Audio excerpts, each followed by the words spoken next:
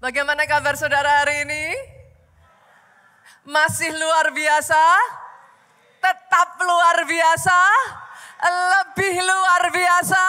Boleh tepuk tangannya yang paling meriah buat Yesus Tuhan kita. Saya merasa saudaraku firman yang akan saya bagikan hari ini adalah satu deklarasi iman saudara. Terlepas dari apa yang sedang terjadi saat ini di tengah-tengah kita. Jujur saudara sudah 1 minggu, hampir 1 minggu loh, gak terasa ya. Hampir 1 minggu kalau saudara buka di sosmed, keluarnya demo. Betul ya? Kalau saudara lihat di YouTube yang bermunculan kemarahan. Rasa tidak puas dari rakyat. Bahkan selama beberapa hari terakhir ini kita banyak melihat amukan massa. Kalau ngobrol dengan orang di sekitar kita, pertanyaan yang muncul, pernyataan yang muncul kalau nggak hati-hati pembahasannya serba ketidakpastian gitu. Betul Bapak Ibu? Bahkan saya bisa mengatakan seperti ini saudaraku, kalau enggak hati-hati you almost breathe fear. You can almost breathe fear in the air gitu. Saudara hampir seolah-olah itu bisa menghirup ketakutan di udara gitu.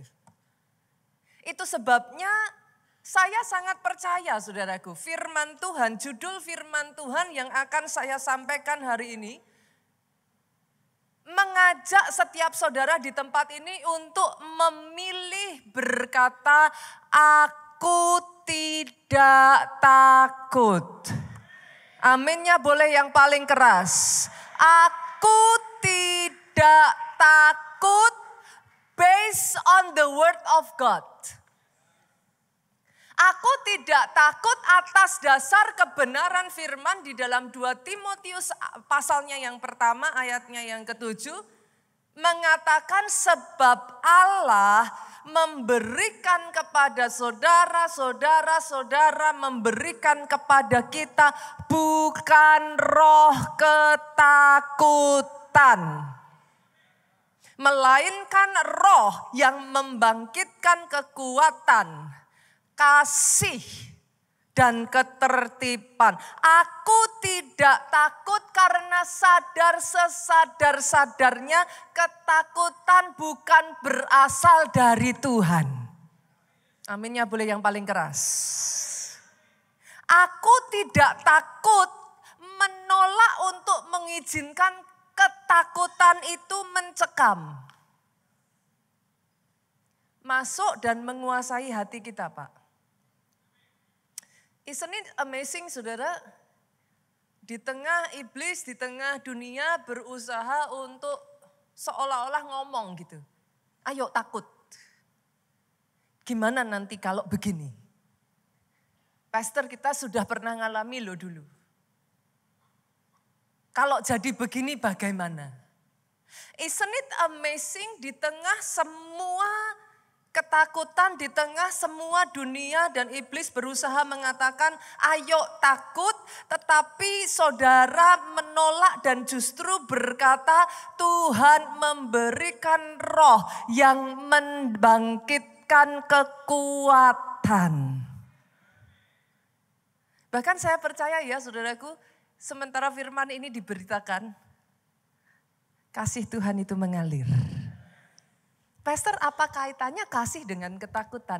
Di dalam kasih tidak ada ketakutan. Jadi yes, ayat ini so true.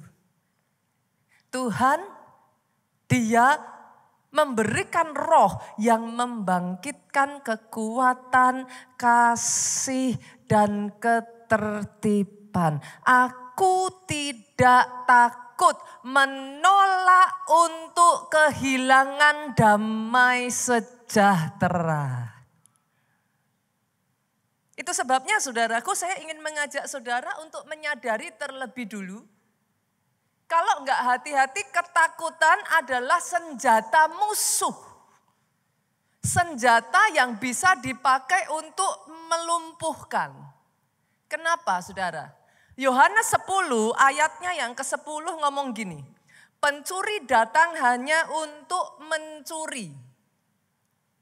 Berasa enggak? Ketakutan mencuri damai sejahteramu. Berasa ya? Berasa. Pencuri datang bukan hanya untuk mencuri tapi membunuh dan membinasakan. Berasa enggak? Ketakutan itu kalau enggak hati-hati dan terus diizinkan, dia membunuh iman. Sebisa mungkin dia akan berusaha membinasakan, saudaraku, semua bagian yang baik diambil sehingga you left with nothing. Hidupmu jadi rentan. Orang kalau hidupnya rentan jadi gampang goyah. Kalau sudah goyah, Pak, sangat gampang dikalahkan dengan keadaan. Boleh tangkap dulu ya, Bapak Ibu ya. Hari ini saya berdoa saudara bisa menangkap, bisa menerima pencuri datang untuk mencuri, membunuh, membinasakan. Tapi Yesus ngomong seperti ini, aku datang supaya saudara beroleh hidup. Mempunyai hidup dan mempunyainya dalam segala kelimpahan. Sebagian dari saudara ngelihat saya dan saudara mungkin ngomong gini, Pastor mana mungkin tuh dalam keadaan seperti ini kok. Ya wajar tuh kalau kita ada di dalam ketakutan. Itu sebabnya saya ingin mengajak saudara untuk belajar dari satu kisah di dalam Alkitab, saudaraku. Satu orang yang hidupnya seharusnya ada di dalam constant fear. Daud. The most wanted person pada saat itu bukan hanya dikejar Saul, seluruh bangsa itu bisa dikatakan saudaraku Daud dikejar begitu banyak orang, terus hidup di dalam pelarian saudara. Tetapi Mazmur 23 ayatnya yang pertama sampai ayatnya yang ke-6, Daud memilih untuk berkata, Tuhan adalah gembalaku. Tak akan kekurangan aku. Ia membaringkan aku di padang yang berumput hijau. Bahkan yang amazingnya saudara, di tengah situasi dan keadaannya Daud, di ayatnya yang keempat, dengan tegas Daud berkata, sekalipun aku berjalan dalam lembah kekelaman, aku tidak takut bahaya. Aku tidak takut adalah pernyataan yang dikatakan Daud karena dia menolak kehilangan damai sejahteranya. Aku tidak takut karena Daud tahu dengan pasti ketakutan bukan berasal dari Tuhan. Aku tidak takut. Karena Daud tidak mau membuka celah. Pada saat dia takut, dia rentan, saudaraku. Pada saat dia takut, dia mudah goyah. Aku tidak takut, bukan dikatakan tanpa sebab. Ayat ini berlanjut dan mengatakan, sebab engkau besertaku. Bukan tanpa sebab loh. Daud ngomong tidak takut. He has a reason. Dia berdiri di atas kebenaran firman sekalipun kenyataan yang dia hadapi berbeda. Dia memilih berkata, I will not fear. Aku tidak takut. Hari ini saya berdoa ya saudaraku. Saudara bisa menangkap firman ini karena saya percaya firman ini adalah deklarasi iman. Saya percaya bahkan sementara firman ini terus diperkatakan ya nanti saudara akan merasakan. Tiba-tiba ada satu kebebasan, ada satu kelepasan. Pribadi lepas pribadi selama beberapa hari ini engkau yang dicekam ketakutan, hari ini aku perkatakan engkau tidak takut. Kenapa? Yesaya 41 ayatnya yang ke-10 mengatakan ada alasan kenapa engkau tidak takut. Jangan takut sebab aku menyertai engkau. Jangan bimbang, jangan ragu. Karena ada sebagian di sini ketika firman ini disampaikan, jangan takut, hatimu bimbang gitu. Kok bisa ya? Apa iya? Lah nanti kalau gini gimana? Rasanya jadi bimbang. Ayat ini ngomong lagi, jangan bimbang sebab aku ini Allahmu, kata Yesus. Kenapa kau tidak perlu bimbang dengan Allah yang satu ini? Karena ayat berikutnya mengatakan, aku akan meneguhkan engkau. Ada momen-momen rasanya engkau sudah bimbang, ada momen-momen rasanya saudara sudah goyah. Aku akan meneguhkan engkau. Dan dengar saudaraku, bahkan akan menolong engkau. Sadarkah saudara dia tidak membiarkan engkau? Sadarkah saudara engkau tidak dibiarkan sendirian? Tepat pada waktunya pertolongan Tuhan datang. Aminnya boleh yang paling keras. Bahkan ayat ini berkata saudaraku, aku akan memegang engkau dengan tangan kananku yang membawa kemenangan. Saya ingin mengajak saudara kilas balik sedikit ya Bapak Ibu ya. Rasanya kok belum lama ya sejak kita survive pandemi. Betul ya? There you go.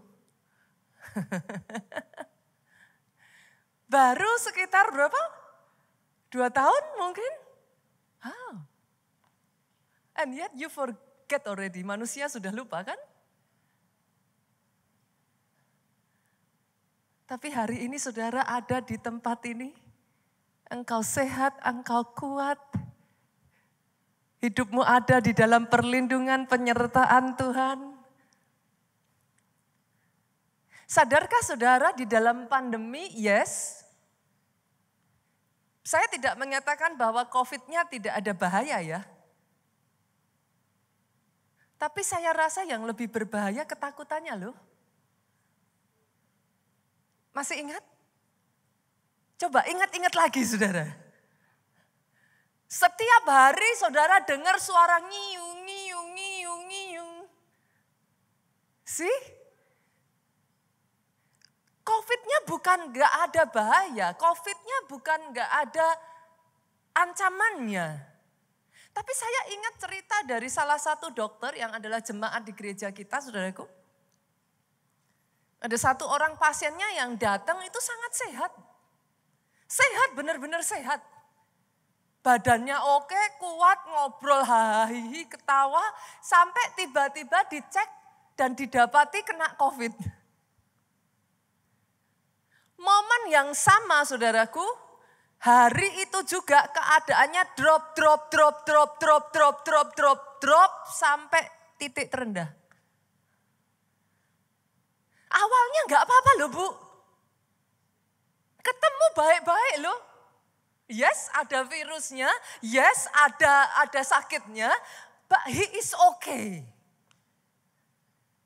Sampai dia lihat, kena COVID. Dropnya sangat cepat sampai harus dirawat di rumah sakit, saudaraku. Puji Tuhan, Tuhan tolong, puji Tuhan, sembuh saudara. Tapi dari cerita dokter ini mengingatkan saya, come on. Ketakutan mencuri damai sejahtera. Ketakutan kalau dibiarkan mencekam, membunuh iman, membunuh sukacita. Satu kali ada satu kisah saudara. Di dalam perjalanan sebuah truk pendingin saudaraku. Ada seorang saudara mungkin pernah dengar kisahnya juga ya. Ada salah satu karyawan saudara, truk pendingin ini mengangkat daging saudaraku. sekian waktu perjalanan, daging sudah diturunkan, saudara. Tapi tanpa diketahui, saudara, salah satu karyawannya terjebak di dalam truk ini.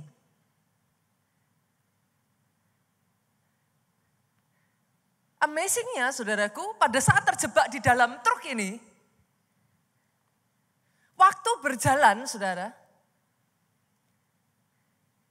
besok harinya, karyawan yang terjebak di dalam truk pendingin ini ditemukan mati dengan penyebab frost to death, beku, mati karena kedinginan. Dia ada di dalam posisi yang menggigil seperti seorang-orang kedinginan dan beku, saudaraku. Tapi yang membuat jadi aneh adalah AC dari pendingin di truk itu setelah semua daging diturunkan, AC-nya mati.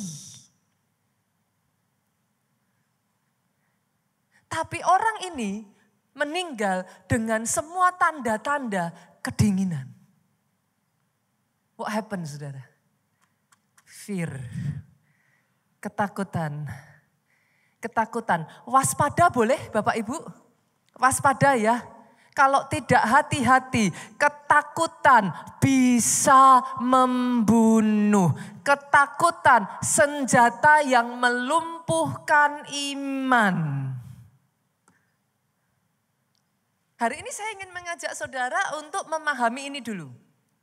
Kenapa firman berbicara aku tidak takut, satu deklarasi. Kenapa saudara? Harus didengung-dengungkan, harus dibangkitkan kembali. Kalau enggak hati-hati ketakutan ini jadi iman terbalik. Jangan salah loh, dia iman tapi iman negatif. Sampai di titik ini dulu boleh enggak? Tangkap dulu ya saudara, tangkap dulu ya. Saya bawa saudara lebih lanjut boleh? Boleh ya, saya bawa saudara lebih lanjut. Kalau ketakutan itu adalah iman yang terbalik, berarti boleh enggak saya katakan senjata paling ampuh mengalahkan ketakutan apa? Iman.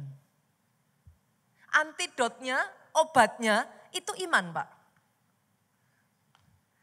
Alkitab mengatakan iman timbul dari pendengaran, pendengaran akan firman Kristus. Berarti kalau saya balik, ketakutan itu adalah iman yang terbalik, maka ketakutan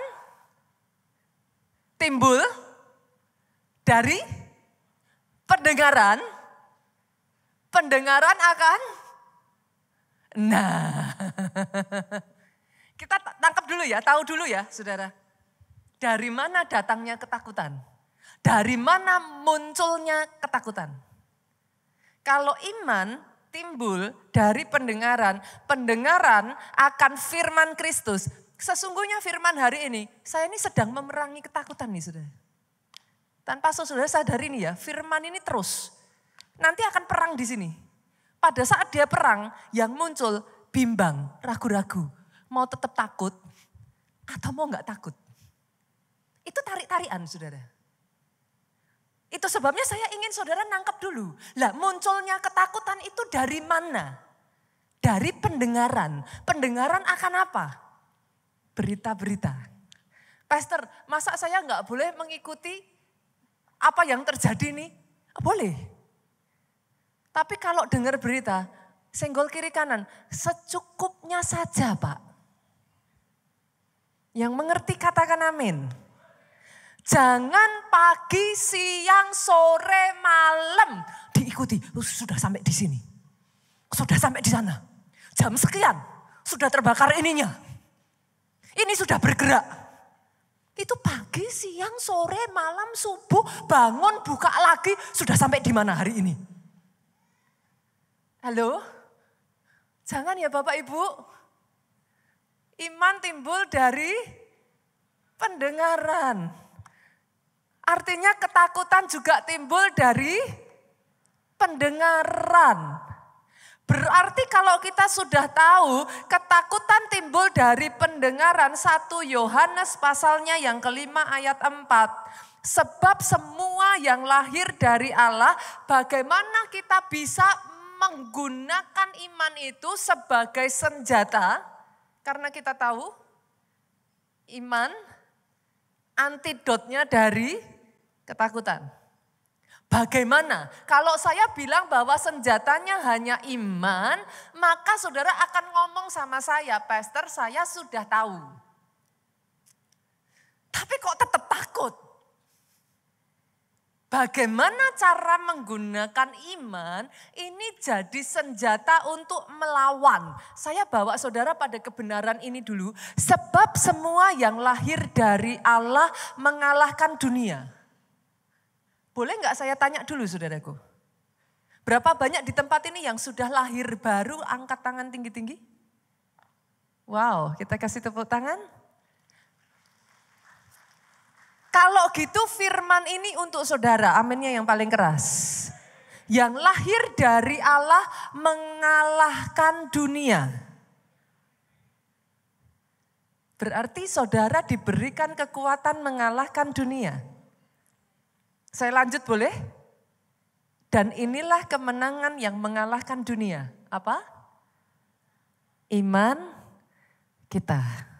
Pegang dulu ya, masukin kantong dulu. Semua yang berasal, yang lahir dari Allah mengalahkan dunia. Dan yang mengalahkan dunia, iman kita. Sekarang kita tarik, caranya bagaimana menggunakan iman kita untuk mengalahkan dunia. Saya bawa saudara maju lebih dulu. Saya bawa sedikit saudaraku maju lagi saudaraku. Apa sih yang membuat iman sedemikian berkuasa sehingga dia bisa mengalahkan dunia? Yang pertama, karena iman adalah satu keyakinan penuh akan janji firman Allah. Kok dia bisa akhirnya mengalahkan? Yesaya 26 ayatnya yang ketiga ngomong gini saudaraku.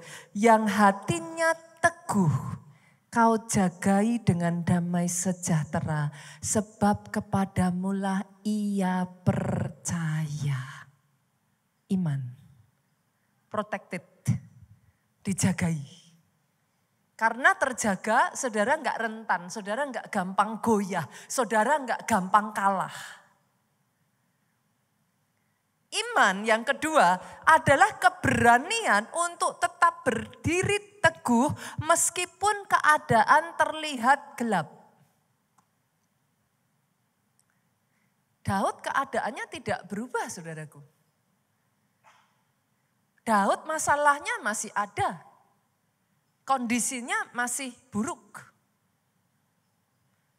Tapi iman membuat Daud berani berkata, aku tidak takut. Sebab engkau besertaku. Pastor kalau gitu gimana cara saya bisa menggunakan iman itu sehingga dia bisa counter attack ketakutan. Amsal 18 ayat 21 ngomong gini saudara, understandingnya biar dapat dulu ya. Hidup mati dikuasai lidah. Barang siapa suka menggemakannya akan memakan buahnya. Oke, hidup mati dikuasai lidah, barang siapa suka menggemakannya akan memakan buahnya. Yang jadi masalah itu bukan hanya sekedar perkataan yang keluar dari mulutmu. Tapi pernah dengar enggak yang namanya self-talk Pak? Apa yang dimaksud barang siapa suka menggemakannya? Saudara kan dengan mulut enggak ngomong gini ya, takut kan enggak mungkin ngomong gitu. Tapi coba dengerin, yang bergema di pikiran saudara apa? Coba belajar untuk peka dan dengarkan apa yang menggema di pikiran saudara. Karena ayat ini berkata, barang siapa suka menggemakannya akan memakan buahnya. Berarti yang menggema terus itu Bu, dia berbuah. Dia ada hasilnya, dia muncul. Itu sebabnya Filipi 4 ayat 8 ngomong, semua yang benar, semua yang mulia, adil, tulus, dan yang manis. Pikirkanlah semuanya itu. Doa saya hari ini saudaraku, kita cek yuk, kita temuin yuk. Yang bergema apa nih? Temuin dulu. Pastor, yang bergema nanti kalau ini gimana? Nanti kalau kejadian seperti dulu lagi gimana? Be honest saudara. Apa yang bergema? Counter attack. Rubah apa yang bergema. Semua yang benar. Semua yang mulia. Semua yang adil, suci, manis, yang sedap didengar. Pikirkan semuanya itu. Saya masih ingat saudaraku. Dulu saya pernah menceritakan kepada saudara berbicara soal ketakutan ini ya. Long time ago, saya tuh ngalami yang namanya trauma naik pesawat saudara. Akhirnya satu waktu saya ngobrol dengan suami saya, Pak Jo. Pak Jo tuh ngomong sama saya, coba dicari. Akarnya kok bisa masuk ketakutan itu dari mana? Saya pertama diem gitu. Iya juga ya. Akarnya dari mana? Waktu itu Pak Jo ngomong seperti itu buat saya it makes sense gitu. Akarnya dari mana nih? Saya waktu itu masih nggak terima, saya ngomong sama Pak Jo ya gara-gara waktu itu saya sempat naik pesawat. Kondisi pesawatnya cukup parah saudaraku, bahkan sempat hampir jatuh. Tapi ada pertolongan Tuhan sehingga pesawat itu bisa mendarat dengan selamat. Saya ngomong sama Pak Jo ya dari itu. Pak Jo bilang lagi sama saya, enggak. Karena ketika kamu ngadepin itu, kamu gak takutnya sampai seperti itu. Tapi waktu berjalan, kenapa kok sampai jadi trauma? Saya gak tahu apakah ada di tempat ini yang pernah ngalami sama seperti saya saudaraku. Bunita, traumanya tuh sampai di titik seperti apa? Belum berangkat saudara, besok mau berangkat naik pesawat. Malamnya tuh saya udah bisa muntah-muntah tuh. Mau masuk ke dalam pesawat boarding, itu saya harus ke kamar mandi muntah-muntah. Duduk di dalam pesawat, saya tuh bisa ngerti ketika orang itu ngomong sama saya, Pastor, di atas pesawat rasanya pengen terjun dari pesawat, pengen lari. I can understand that. Turun dari pesawat, muntah-muntah lagi Bu. Pak Jo tuh ngomong, akarnya dari mana kok bisa masuk? Saya baru menyadari saudaraku. Bertepatan dengan kejadian yang saya alami itu, nggak berapa lama setelah itu, kalau saudara masih ingat sekian tahun menjelang yang ke belakang saudara, ada kejadian pesawat jatuh demi pesawat jatuh demi pesawat jatuh. Dan itu terus masuk di dalam berita. Tanpa saya sadari ketika berita itu masuk, saya lihat, saya dengar ketika rekamannya ditayangkan saudaraku. Apa black box-nya ya. Teriakan orang di dalam pesawat, semua itu ditayangkan. Saat saya mulai mengingat-ingat saudaraku, then I start to realize. Itu masuk tuh celahnya di situ. Then I understand. Saran saya Bapak Ibu, kalau saudara sudah mulai merasa ketakutan itu overwhelm, stop. Tutup handphone saudara. Bukan nggak boleh ngerti situasi. Ini bukan masalah saudara ngerti situasi atau tidak. Saya rasa saudara ngerti situasinya. Tapi ini masalah saudara izinkan perkataan itu terus masuk. Sampai di titik tertentu. Kayak tikus itu loh Bapak Ibu. Pernah lihat tikus nggak? Pernah bingung nggak? Itu lubang cuman sekecil itu loh. Kok bisa masuk? Sekali kepalanya muncul saudara. Itu satu badan masuk. Saran saya, hati-hati dengan seberapa porsi yang engkau masukkan di telingamu. It can grips. Itu seperti kayak cakar itu dia masuk. Dia nancepin cakarnya saudara. Pastor, sampai di titik apa saya harus stop? Kalau saudara sudah feel the urgency of panicking, harus beli beras, harus beli ini, rumahnya dipenuhi, minyak, semua beras. Nah ini yang ketawa saudaraku, saya nggak tahu nih apa juga ngalami nih. Coba renungkan, coba. Kalau saudara sudah mulai ngerasa tiba-tiba ya, semuanya digembokin semua satu-satu. Lama-kelamaan becoming jadi kayak tidak masuk akal. Paniknya melampaui batas. Taruh handphone saudara. Saya masih ingat sekali di momen itu ya yang dilakukan Pak Jo sama saya. Handphone saya diambil, dia ngomong sama saya sita ya handphonemu. Taruh handphone saudara, ambil waktu justru saudaraku dengarkan musik pujian rohani. Ambil waktu saudaraku dengarkan firman yang menguatkan. Setelah itu pastor, apa yang harus saya lakukan? Kalau memang itu yang terjadi. Dari Filipi 4 ayat 8 tadi saudara, saya mengajak saudara untuk belajar yuk. Active faith. Ingat-ingat kembali Roma 8 ayat 15 ngomong. Sebab kamu tidak menerima roh perbudakan yang membuat kamu menjadi takut lagi. Ternyata ketakutan itu slavery loh. Kenapa? Karena saudara kayak dikurung tuh. Gak berani kemana-mana, gak berani ngapa-ngapain. Kamu tidak menerima roh yang seperti itu, aminnya yang paling keras. Roh seperti apa yang kau terima? Kamu menerima roh yang menjadikan kamu anak Allah. Oleh roh itu engkau berkata, Aba, ya Bapa.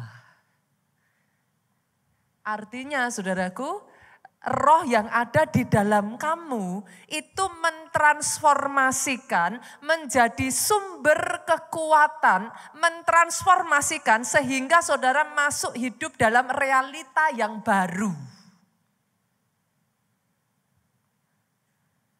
Pastor, what do you mean? Seringkali Tuhan itu nyuruhnya kita gini saudara, jadilah seperti anak kecil. Pernah ngeliat enggak saudaraku, anak kecil itu mau keadaan seperti apa, asal digandeng mamahnya aja, tenang. Betul? Mau yang lain gonjang-ganjing seperti apa, dipeluk mamahnya aja, sudah cukup. Masuk pada realita yang baru ya. Realita yang seperti apa? Kalau dunia, saudaraku, ini realita yang baru. Perhatikan ini, saudaraku. Kalau dunia hidup berdasarkan apa yang dilihat mata, kalau dunia hidup berdasarkan sikon, kalau dunia mengukur atas dasar mata jasmani, 2 Korintus 5 ayat 7 mengatakan, saudaraku, sebab hidup kami ini hidup karena percaya, bukan karena melihat. Sampai di satu titik saudara shift reality. Enggak lagi hidup karena ngelihat, enggak lagi hidup karena dengar, enggak lagi hidup dipengaruhi sikon yang ada di sekeliling, tetapi hidup karena percaya. Percaya God is in control. Percaya Tuhan punya rencana besar atas Indonesia. Percaya rancangannya rancangan damai sejahtera yang mendatangkan hari depan penuh harapan. Aminnya boleh yang paling keras. Tepuk tangannya boleh yang paling meriah buat Yesus Tuhan kita. Saya akan tutup saudaraku dengan kisah di tahun 98 ya. Saya masih ingat pada saat itu saudaraku, Pak Jo itu justru pas persis di bulan Mei itu, saudaraku, pesawatnya Pak Jo itu mendarat tuh di Jakarta. Yang membuat Pak Jo heran pada saat itu adalah dari atas pesawat dia bisa melihat itu kobaran api, dia bisa melihat bagaimana yang ada di bawah dan dia bingung gitu, what's going on gitu.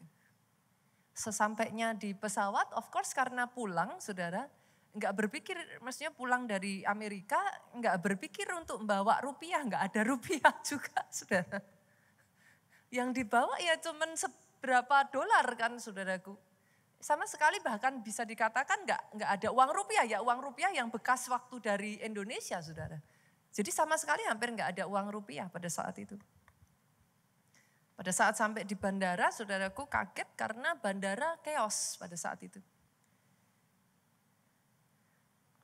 Don't know what to do, mau ngambil uang pada saat di ATM, ATM-nya pada kosong saudara. Saudara masih ingat di saat itu, ATM-nya kosong. Telepon ke orang tuanya, dalam hal ini Pak Obaja sendiri dari kota Solo mau jemput juga nggak bisa jemput saudara. Bandara ditutup. So nggak bisa ngapa-ngapain. Ditambah dengan entah bagaimana kopernya hilang saudara. Jadi itu double deal ya, double deal. Benar-benar kondisinya akhirnya mau sewa hotel juga nggak ada uang, mau ini itu juga nggak bisa apa-apa, tidur di bandara saudara. Kenapa saya menceritakan kisah ini? Saya hanya ingin saudara menyadari satu hal ini. Tuhan tidak pernah berdiam diri, Tuhan tidak pernah lepas tangan. Tepat pada saatnya pertolongannya sempurna. Di tengah keadaan yang begitu kacau saudaraku, entah bagaimana Pastor Obaja itu bisa telepon satu orang dan ajaibnya kondisi seperti itu saudaraku. Ada satu orang yang mau naik sepeda motor ngirim uang buat Pastor Jo saudara. Itu enggak masuk akal saudara. Kondisi seperti itu untuk pergi aja udah orang enggak mau, ditambah dengan bawa uang. Ya seharusnya uangnya diambil sendiri gitu saudara. Tapi Tuhan kirimkan satu orang yang mau sehingga pada saat itu Pak Jo bisa punya uang saudara. Bisa makan, bisa ngelakuin aktivitas di bandara dan persis Tuhan bukakan jalan bisa beli tiket sampai mendarat di kota Solo dengan selamat. Dengan cara yang ajaib koper bisa ditemukan dan koper itu bisa dikirimkan di kota Solo saudara. Di awal tahun ini, masih ingat gak rema di Yesaya 43 ayat 2? Boleh dibuka ayatnya? Pemain musik, worship leader singer boleh maju ke depan. Yesaya 43 ayatnya yang kedua, apabila engkau menyeberang melalui air, aku akan menyertai engkau. Pemain musik sudah adakah? Atau melalui sungai-sungai, engkau tidak akan dihanyutkan. Apabila engkau berjalan melalui api, engkau tidak akan dihanguskan. Sama-sama dengan suara yang paling keras, 3, 4. Nyala api itu tidak akan membakar engkau. Melalui air tidak dihanyutkan, melalui api tidak dihanguskan. Dijadikan. Bangkit berdiri jemaat Tuhan. Katakan saudaraku. Sekalipun aku dalam lembah kelam, ku tak takut sebab kau besertaku. Ini perkataan Daud saudaraku. Sekalipun badai tofan datang menerpa, ku tak gentar sebab kau Sama-sama yuk katakan saudaraku. Aku percaya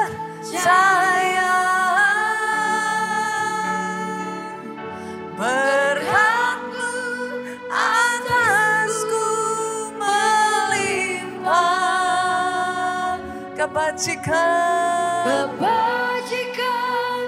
kemurahan selalu mengikutiku. Ku puji, ku sembah Kau Tuhan. Hari ini kami mengambil waktu Tuhan. Kami berdoa untuk bangsa ini.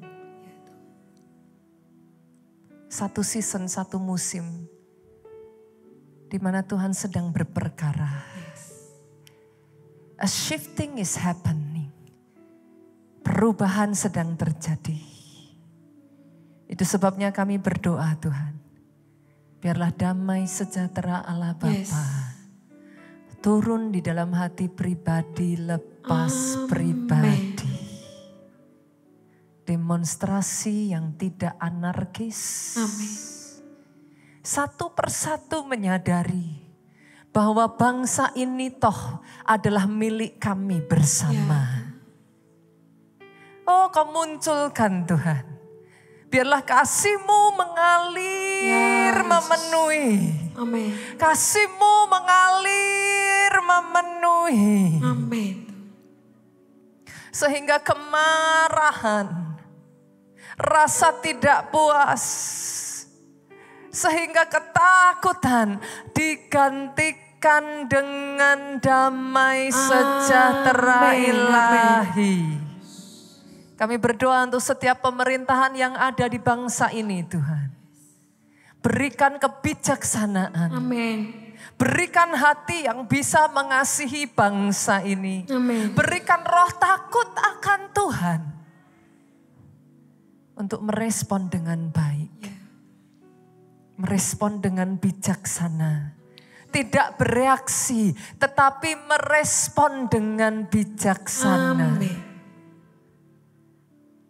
Di akhir dari semuanya ini, kami percaya kebaikan semata yang akan muncul dari semuanya ini.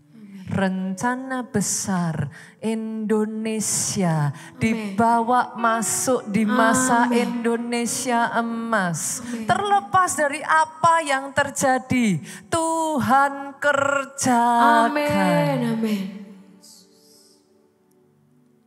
Hamba-Mu juga berdoa untuk pribadi lepas pribadi di tempat ini. Boleh taruh tanganmu di dada saudaraku. Aku tidak takut. Amin. Sebab aku sadar ketakutan tidak berasal dari Engkau. Aku tidak takut. Hari ini perkatakan saudara. Sementara doa ini diangkat, perkatakan di dalam dirimu sendiri. Aku menolak untuk dicekam ketakutan. Amin. Aku tidak takut. Amin. Sebab aku berdiri di atas kebenaran firman yang berkata, Engkau beserta aku. Amin. Tuhan. Engkau tidak meninggalkan aku. Engkau tidak melepaskan tangan-Mu yang penuh kemenangan. Yes, amin. Membawa kami keluar. Amin. Itu sebabnya Tuhan. Dengan hati kami percaya. Dengan mulut kami berkata. Aku percaya.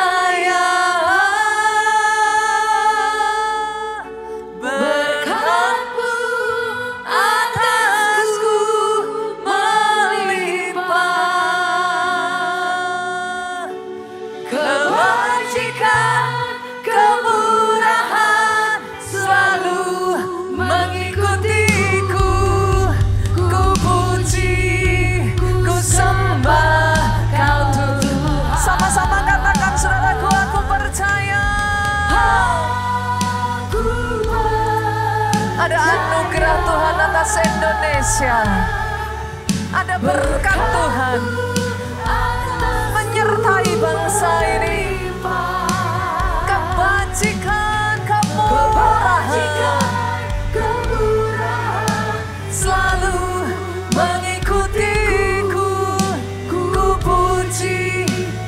sembah Kau Tuhan. Kebajikan, kemurahan selalu mengikutiku. Ku puji, ku sembah Kau Tuhan. Haleluya. Kami terima rema firman-Mu. Amin. Kerjakan di dalam hati pribadi, lepas pribadi di Amin tempat Tuhan.